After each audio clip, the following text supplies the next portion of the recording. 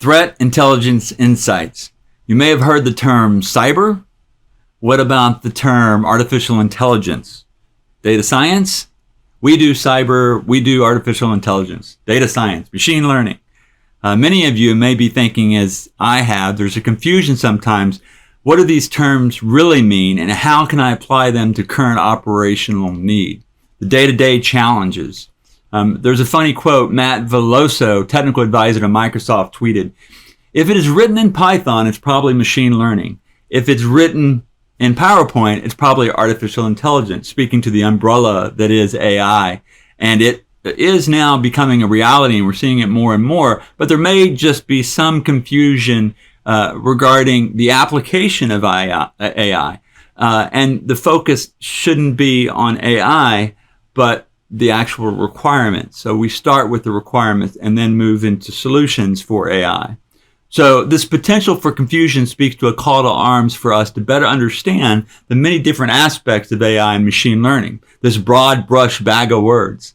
There are so many different facets of cyber and artificial intelligence along with data science that it makes it difficult sometimes for us to come together in a single understanding, and more importantly, its real uses. And for our clarification at Jacobs, we use the term threat intelligence insights to assist our clients towards meaning and application of one, threat, or the operational need, the challenges to the day-to-day. Two, intelligence, the how, applying cyber analytics, machine learning, performing data science to ultimately provide. Three, insights, the operational relevant information for the decision makers. This methodology we believe to be a comprehensive combination of cyber, data science expertise, AI, specifically machine learning libraries that we've built up through the years. Along with this, we process and analyze multi-source, disparate, and yes, very sometimes messy, unwieldy cyber data to thwart ongoing threats, cyber or, frankly, physical. An analyst once shared with me, "We currently have too much data to investigate." I cried a little inside and joked, we can do better. Too much data. So my name is Charles Ramsey. I'm the Division Director of the Data Science Group for the Jacobs Cyber and Intelligence Unit. For over 25 years, our teams have been committed to research and development and data analytics and data science efforts as they apply to the Department of Defense, the intelligence communities, federal and local law enforcement, and other national security entities. We rapidly develop research and then transition that research to mission solutions, from finding bad actors in theater to becoming part of a team that assists in breaking up human trafficking rings. So our data scientists are also cyber experts that work daily on petabytes of network traffic through thousands of thousand node clusters, finding needles in the haystack that we call data. So in the next few minutes, I plan to walk through some of the elements of the threat intelligence insight we use to provide some cool examples of its mission application. Simply, we combine data science, machine learning, automation, and cyber analytics to achieve these novel results.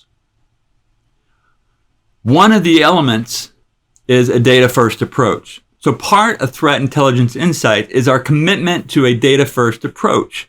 So circa 2010, like a lot of other software engineers, I had an epiphany with regards to data and how it was used. So for over 10 years as a lead software programmer, I spent much of my time attempting to shoehorn software into whichever problem came along. If your only tool is a hammer, then every problem looks like a nail. I now strongly believe that one shouldn't write a single line of code until they truly understand the data. Our group has found that in using this approach, analytical development that once took weeks or even months can be done in mere days. Focusing on the data first before making any assumptions is key. Today, when we receive data, our data scientists conduct what we call quick looks, which are rapid reviews of the data sets, what's in the data during and after data processing and storage. And we understand and verify the data as well. The data scientists then get counts and subset summaries and provide what we call a data characterization report to our clients. From this data characterization report comes understanding. Our clients understand better, our data scientists understand better, our end users understand better. And what's nice about this is the solutions come from this understanding of the data. In Threats Intelligence Insight, we also promote questions. So we try to question everything. During our investigation, our cyber and data analysts collaborate with our clients, and we ask questions of the data. So what questions shall we ask of the data is what we pose. These answers have always been insightful, productive, and rewarding. Finding solutions tend to come much quicker using this approach even. So some example questions may include, how can we better visualize cyber data and threats? Why are foreign nation states probing our largest United States financial institution? And why is China specifically trying to circumvent large built-in external firewalls? Another, how can machine learning assist in the better discovery of botnet malware at a global scale, and what methods can we apply to defeat these attacks? What threats will be exposed to the thousands of new IoT devices being manufactured today, 10 years from now, when they've reached end of life and there's no more patches that can be applied, and there's still a threat? What does adversarial AI look like in 10 years? And when we can't discern seemingly a normal conference registration from a personal information grab of your data from some foreign nation state? How might we transition the decades of cyber research that we performed? We call it lab to lab and lab to factory. Lab to lab being research to new research, and lab to factory, probably more importantly, taking the research that we've developed and applying it to real world need. So in answering some of these questions, here are some examples where threat intelligence insights is applied. Visualization. How can we better visualize cyber data and their threats? Here, using machine learning clustering techniques, we group malicious cyber activity so it's easier to understand the data and its behavior of the devices.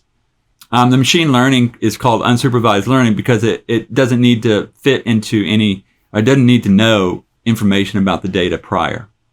This represents various clusters of IP addresses at a global scale based on their behavior, representing different types of cyber attacks: pen testing, vulnerability testing, malware, bots, command and control bots, and the like. These AI and ML techniques discover potentially criminal and nation-state activity that would otherwise go unnoticed by more conventional cyber tools. Tracking cyber events across the globe. Here are some examples of anomalous global cyber events visualized.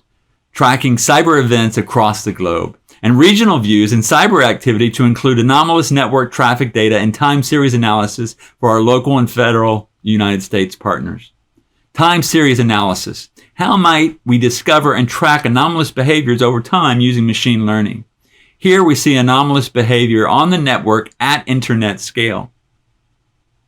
Identify anomalous port activity. Here, Threat Intelligence Insight uses machine learning to group and categorize port activity over time, identifying anomalous port activity based on events and behaviors of devices. So we found that foreign nation states were actively trying to circumvent external firewalls to probe large institutions. The team finds botnets that potentially only probe once per week for mere seconds over a long duration. In other words, our custom machine learning models finds threats in a sea of large cyber network traffic. Our United States government client lead data scientist recently gave us kudos, claiming that what we were providing hadn't been seen before by the government, by all of government is what he said. Denial of service. So denial of service attacks are also becoming easily identifiable through these visualizations, these types of visualizations.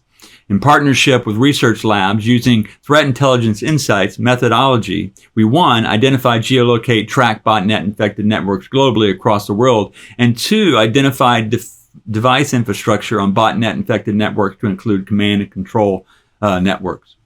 Daily, our data science team discovers tens of thousands of DGA botnets, domain-generated algorithm DGA botnets. Apply a random domain generator to avoid being detected by the more traditional blacklist detection mechanism. So the team is also performing novel detection, fingerprinting, and categorization of Internet of Things devices, or IoT.